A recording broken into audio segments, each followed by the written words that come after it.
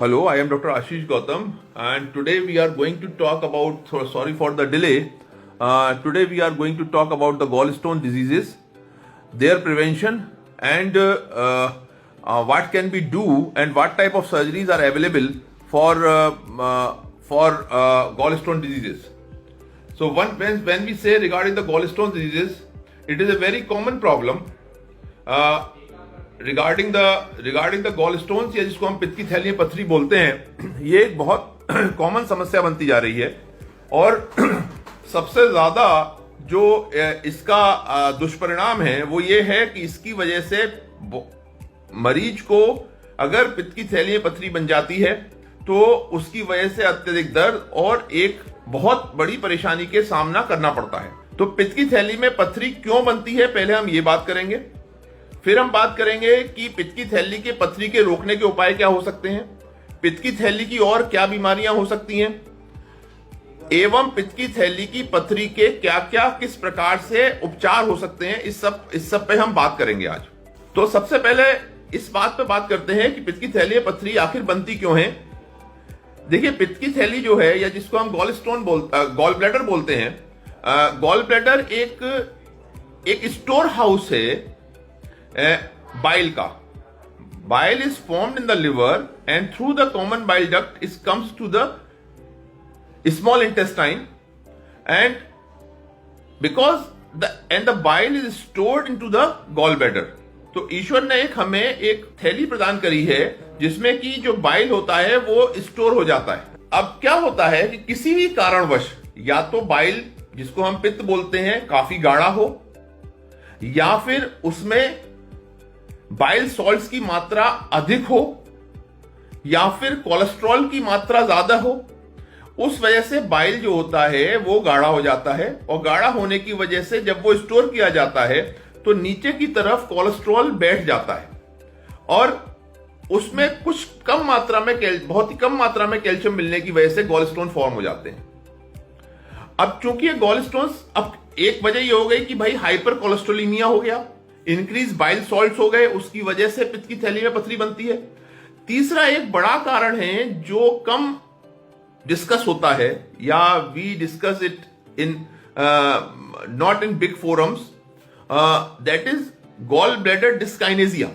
तो gall bladder डिस्काइनेजिया का मतलब है कि गॉल ब्लैडर के संकुचन में या गॉल ब्लैडर के संकुचन का मतलब गॉल ब्लैडर जब सिकुड़ता है बाइल को सिस्टिक डक्ट के थ्रू कॉमन बाइल डक्ट में देने के लिए उसकी मांसपेशियां या उसके गॉल ब्लैडर के संकुचन में अभाव आ रहा है, मतलब उसके जो कॉन्ट्रैक्शन है गॉल ब्लैडर का वो डिफॉल्ट हो रहा है। तो ये कई वजह से हो सकता है। इसमें एक कारण ये है कि ये आपका suppose there are some disease which are affecting your gall bladder, that can cause this. दूसरा जो इंपॉर्टेंट एस्पेक्ट है कि कहीं सिस्टिक डक्ट जो गॉल ब्लैडर निकल के जाता है और सिस्टिक डक्ट के थ्रू वो सीबीडी में अटैच होता है, वहां पर कोई रुकावट है। कई बार गॉल ब्लैडर हाइपोकाइनेसिया हो जाता है, मतलब गॉल ब्लैडर का कॉन्ट्रैक्शन होता है वो ही कमजोर हो जाता है कई बीमारियों की वजह से, तो उस वजह से ये दिक्कत आती है। तो इसके लिए ये कॉजेज हैं जिसकी वजह से गॉल ब्लैडर में पत्थर बनते हैं। अब चूंकि गॉल ब्लैडर में जो पत्थर बनते हैं उनका उपचार क्या है, उनका उपचार जो है गॉल ब्लैडर के पथरी का उपचार जो है वो है सर्जरी। सर्जरी बहुत आसानी से, बहुत अपेक्षाकृत बिना किसी परेशानी के लैप्रोस्कोपिक या रोबोटिक होती है। मैं बहुत रोबोटिक कोलेसिस्टेक्टमी करता हूं, इवन लैप्रोस्कोपिक कोलेसिस्टेक्टमी करता हूं। 24 घंटे से कम अंतराल में मरीज को छुट्टी मिल जाती है, कम दर्द होता है एवं रक्त का बहना ना के बराबर होता है। तो gall bladder surgery is a very safe surgery, इसको लेके कभी भी भ्रम ना पालें। दूसरा एक भ्रम जो होता है वो ये होता है कि साहब अगर गॉल ब्लैडर निकल गया है तो क्या हमें अपच हो जाएगी, खाना नहीं पचेगा, जबकि ऐसा है नहीं। देखिए, जो हमारा आजकल की फूड्स हैबिट्स हैं उसमें जो है हमारा बहुत ही कंसंट्रेटेड बाइल का अवशोषण हमारे लिए जरूरी नहीं है। तो इसलिए इस वजह से हमें बहुत कंसंट्रेटेड बाइल की जरूरत नहीं होती है, क्योंकि we are now taking very, जिसको हम कहते हैं वेरी रिफाइंड फूड। तो वो जल्दी पचने वाला खाना अक्सर अब खाने लगे हैं, तो उस वजह से जरूरत नहीं होती है। दूसरी बात यह है कि ऐसा कोई अपच या कोई ऐसी चीज जिसकी वजह से कोई परेशानी हो रही हो, ऐसा गॉल ब्लैडर सर्जरी के बाद नहीं होता है। आप अगले दिन अपने काम पे जा सकते हैं, आप अपने काम पे लौट सकते हैं, एवं आप जल्दी से अपने ऑफिस को ज्वाइन कर सकते हैं। तो एक बात तो ये हो गई कि इसके लिए कि परेशान होने की आवश्यकता नहीं है। ये भ्रम ना पालें कि गॉल ब्लैडर सर्जरी जो है साहब उसके बाद हमें अपच हो जाएगा या हमारा खाना नहीं पचेगा या हमें एसिडिटी हो जाएगी। अगर आपको पहले एसिडिटी रही है तो उसका कॉज रूल आउट करना बड़ा जरूरी है, क्योंकि देखिए एसिडिटी जो गॉल ब्लैडर डिजीजेस हैं या पित्त की थैली की पथरी हो गई या उसकी वजह से जो एक जिसको सिम्टम्स बोलते हैं दैट इज डिस्पेप्सिया, जिसको कहते हैं पेट का भारीपन, खाना खाते ही भारीपन जो आवाज होता है वो होता है। तो इस वजह से ये जो भारीपन का आभास है ये गॉल ब्लैडर सर्जरी के उपरांत खत्म हो जाता है। एसिडिटी अगर आपको पहले बनती है तो ऐसा नहीं है कि वो सर्जरी के बाद बढ़ जाएगी, उसको पहले जरूर देखना है कि एसिडिटी किस वजह से बनती है। जिसको आप गॉलस्टोन डिजीज सोच रहे हैं वो कहीं हाइटल हर्निया तो नहीं है, या आपको GERD तो नहीं है, गैस्ट्रोइसोफेजियल रिफ्लक्स डिजीज तो नहीं है। तो ये सारी चीजें मिला के ये बताती हैं कि पहले तो उसका निदान होना जरूरी है कि क्या बीमारी है आपको, और हम उसका और अगर गॉलस्टोन्स हैं तो उसका सर्जरी होना जरूरी है। अब सर्जरी किस प्रकार से हो सकती है? सर्जरी जो होती है now the laparoscopic and robotic surgery easily accessible है, और मैं लगातार लेप्रोस्कोपिक एंड रोबोटिक सर्जरीज कॉलिसिस्टेक्टमीज कर रहा हूं, और ये बहुत ही सेफ सर्जरी है। एक बात तो सर्जरी की बात ही हो गई। अब हम आते हैं बचाव क्या है, बचाव के किस वजह से पथरी ना बने उस पर आते हैं। तो पथरी ना बनने के लिए सबसे उपाय है कि आप अपनी लाइफ स्टाइल को मॉडिफाई करें। देखिए obesity is a risk factor, मोटापा एक रिस्क फैक्टर है। बीइंग ए बैरिट्रिक सर्जन मैं हमेशा ये एडवाइस करता हूं कि अपनी लाइफस्टाइल मॉडिफाई करके रखें। ज्यादा तला भुना ना खाएं, लेट नाइट फूड्स ना लें, रात को देर से खाना ना खाएं, एक रोजाना व्यायाम करें, और एक जो सात्विक आहार है उसका सेवन ज्यादा करें। जो अपना ये है फल हैं, मौसमी फल वो जरूर लें, और व्यायाम अपने शरीर को 30 मिनट जरूर दें। तो ये एक बड़ा इंपॉर्टेंट एस्पेक्ट है जो आपके लाइफस्टाइल मॉडिफाई कर सकता है, आपकी जीवन शैली में बदलाव ला सकता है। मोटापा एक रिस्क फैक्टर है गॉलस्टोन डिजीज का, उसकी वजह से पत्थर बनते हैं। एवं जो दूसरा बड़ा रिस्क फैक्टर है वो है सेडेंटरी लाइफस्टाइल। सेडेंटरी लाइफस्टाइल एक ऑल्सो, जो मैं कह रहा हूं दोनों आपस में मिली हुई चीजें हैं। आप अगर रोजाना व्यायाम करेंगे, अच्छा जो हल्का खाना खाएंगे, तो उससे कोलेस्ट्रॉल कम होगा, फैट नहीं लेंगे, कोलेस्ट्रॉल कम होगा, और हाइपर कोलेस्टीमिया का जो रिस्क है वो कम हो जाएगा, गॉलस्टोन बनने का रिस्क भी कम हो जाएगा। तीसरी चीज जो है कि हमेशा कोशिश ये करें कि समय पे खाना खाएं। समय खाना खाने का मतलब यह है कि अगर आप दोपहर में भोजन करते हैं तो वो 2-2:30 बजे तक हो जाए, और रात का खाना आपका 8 बजे से पहले हो जाए। ये दोनों बड़े इंपॉर्टेंट एस्पेक्ट हैं, चाहे आप कितना ही व्यस्त जीवन जीते हो। तो ये बड़ा जरूरी है। और रोजाना वॉक करना, कम से कम 30 मिनट व्यायाम या 30 मिनट वॉक करें। इससे क्या होता है, शरीर में रक्त का प्रभाव बढ़ता है, एवं एक्सेसिव ट्राइग्लिसराइड है वो हमारा डिक्रीज होता है, और चांसेस ऑफ गॉलस्टोन फॉर्मेशन कम होते हैं।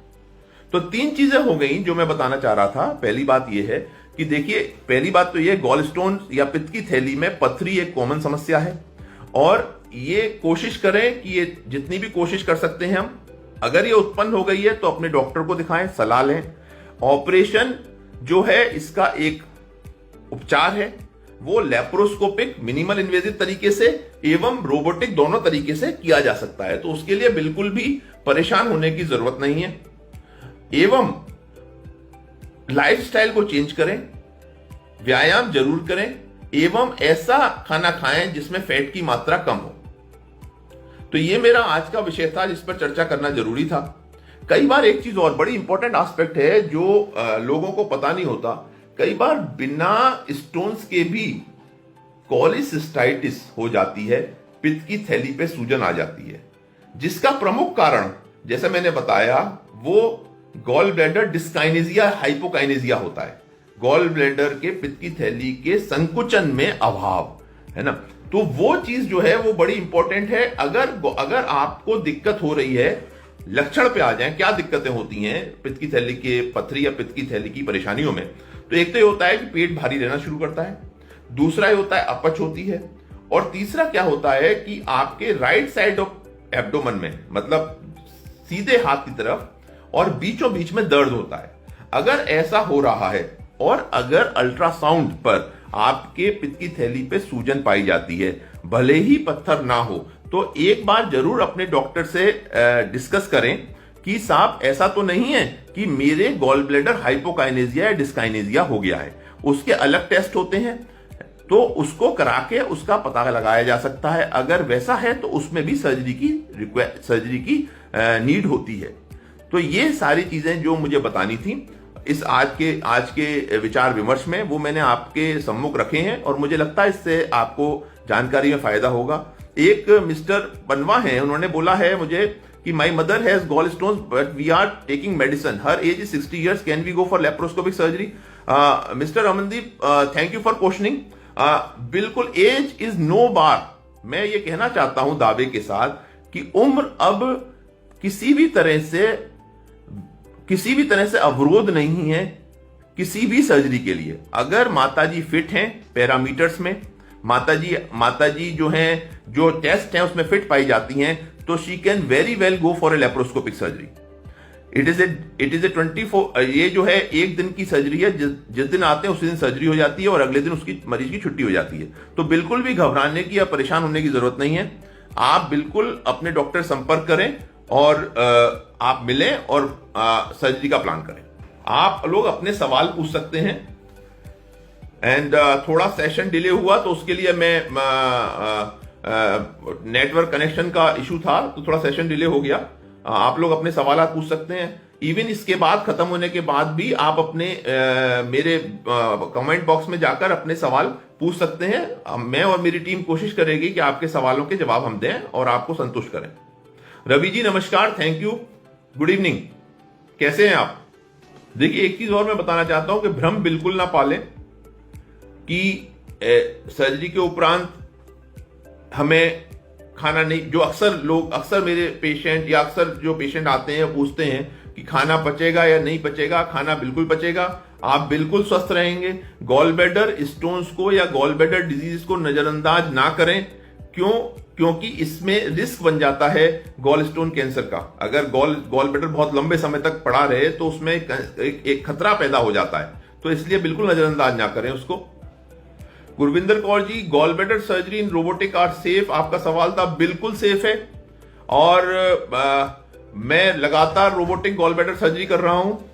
आप जो है बिल्कुल करा सकते हैं। कोई भी परेशान या तकलीफ या किसी भी परेशानी से में सोचने की जरूरत नहीं है।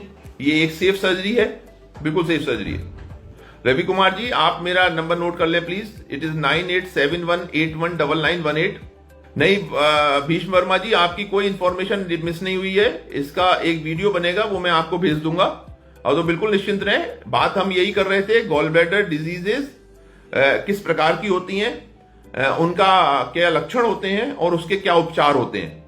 और जो मिथ्स होती हैं पब्लिक में कि साहब गॉल ब्लैडर सर्जरी के बाद हमें भूख नहीं लगेगी, हमें अपच होने लगेगी, ऐसा बिल्कुल भी नहीं है। ये सारे मिथ्स हैं। तो इसको दूर करने के लिए ही आज ये परिचर्चा रखी थी मैंने। तो इसलिए दिमाग से निकाल दें कि गॉल ब्लैडर सर्जरी के उपरांत कोई भी इस तरह की दिक्कत आती है कि अपच होती है या खाना नहीं पचता है। भीष्म जी, आपने सवाल पूछा था, वो ऑल्दो इस सब्जेक्ट से रिलेटेड वो आज की परिचर्चा से नहीं है, लेकिन as a breast surgeon as a breast surgeon as well मैं आपको बताता हूँ। देखिए, आप अल्ट्रासाउंड जरूर करा लें माता जी का, और अल्ट्रासाउंड करा के एक बार मिले मुझे, ठीक है ना। और उसके बाद मैं देख के उसकी अल्ट्रासाउंड की रिपोर्ट देख के या तो अपने डॉक्टर से, नजदीकी डॉक्टर संपर्क करें या मुझसे संपर्क कर सकते हैं। भीष्म वर्मा जी, एक अल्ट्रासाउंड बायलेटरल ब्रेस्ट होना जरूरी है माता जी का। उसको करा के आप या तो अपने नजदीकी डॉक्टर से मिलें या मुझे मिलें, उसके बाद आगे की चीजें परिचर्चा होगी कि आगे क्या परेशानी है उसको देखा जाएगा। देखिए, मैं एक चीज और बताना चाहता हूं, जो हाँ बड़ा अच्छा सवाल पूछा वर्मा जी ने, कि जो पेशेंट डायबिटिक हैं उनके अंदर ये अगर गॉल स्टोन्स हैं या गॉल ब्लैडर में कोई ऐसी दिक्कत है, हाइपोकाइनेजिया है या एक्यूट एंड क्रोनिक कॉलिसिस्टाइटिस है, तो उसमें उस लिए जल्दी से जल्दी डायबिटिक पेशेंट की सर्जरी होनी चाहिए, क्योंकि डायबिटिक्स पेशेंट्स में पायोसील फॉर्मेशन ऑफ गॉल ब्लैडर या गॉल ब्लैडर में पस का बनना बहुत जल्दी होता है और बहुत जल्दी इंफेक्शन होता है डायबिटिक्स पेशेंट्स में। तो इसलिए जिन मरीजों को डायबिटीज है और गॉल स्टोन्स हैं, पित्त की थैली पथरी है, उनको जल्दी से जल्दी उसका उपचार कराना चाहिए। सुधीर भाई नमस्कार, बहुत अच्छा लगा आपका कमेंट सुन के कि आपको कोई गॉल ब्लैडर सर्जरी हो चुकी है और उसके बाद कोई परेशानी नहीं आती और भूख भी लगती है। बिल्कुल सही बात है शुक्ला जी, और यही जो भ्रम है, दुविधाएं हैं, इसी को दूर करने के लिए आज मैंने ये परिचर्चा रखी थी, जिससे कि जनमानस को मैं बता सकूं कि ऐसी कोई समस्या गॉल ब्लैडर सर्जरीज के बाद नहीं होती है। आप एक बिल्कुल अच्छा जीवन जी सकते हैं और बीमारी से निजात पा सकते हैं। देखिए विश वर्मा जी, आपने दोबारा जो सवाल पूछा है लगभग वही वो सवाल है जिसका मैं उत्तर दे चुका हूं। देखिए, कोई भी बात हो, एक बात जरूर है, देखिए इन्वेस्टिगेशंस जो हैं वो बड़े इंपॉर्टेंट हैं। खासतौर से माता जी को अगर परेशानी है तो उनका अल्ट्रासाउंड जरूरी है, ये अल्ट्रासाउंड करा के जरूर मिलें और उसके बाद बताएं। एक चीज और जो वर्मा जी के सवाल से उत्पन्न हुई वो ये है कि हमें कौन सी जांच करानी चाहिए अगर हमें पित्त की थैली की पथरी का संदेह है।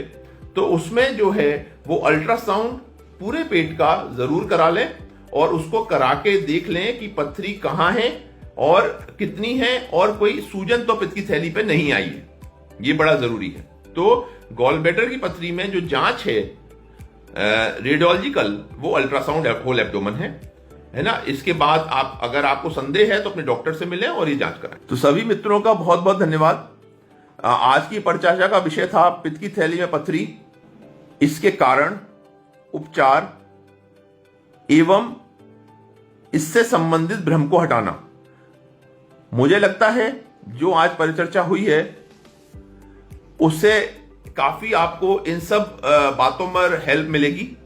हम लोग हमेशा इस प्रकार की कोशिश करेंगे कि आपको ज्यादा से ज्यादा स्वास्थ्य संबंधी सलाहें मिलती रहें, और आप कोई भी आपको इस बारे में संदेह होता है तो आप फेसबुक पे जाके हमें सवाल पूछ सकते हैं। हम उसका आपका जो संतोषजनक उत्तर देना एवं उसको पूरी तरह से अच्छी सलाह देने का प्रयास करेंगे। रवि भाई, आपका बहुत बहुत धन्यवाद। देखिए, आपने बिल्कुल सही, मेरा जो हृदय है वो जो है वो मैं हमेशा ये कोशिश करता हूं कि जो हमारे मरीज हैं, जो पेशेंट हैं, वो संतुष्ट हों, स्वस्थ रहें और खुश रहें। धन्यवाद रवि भाई, आपका बहुत बहुत। तो अभी के लिए परिचर्चा को यहां पर समाप्त करते हैं। अगली बार मैं आपके सम्मुख दोबारा उपस्थित होऊंगा किसी अन्य विषय, किसी और बीमारी या किसी और ऑर्गन से संबंधित बीमारी को लेकर एवं उसके उपचार को लेकर। और आप अपने जो भी सवाल हैं जो बचे हुए हैं उनको भी फेसबुक कमेंट पे दे सकते हैं। नमस्कार।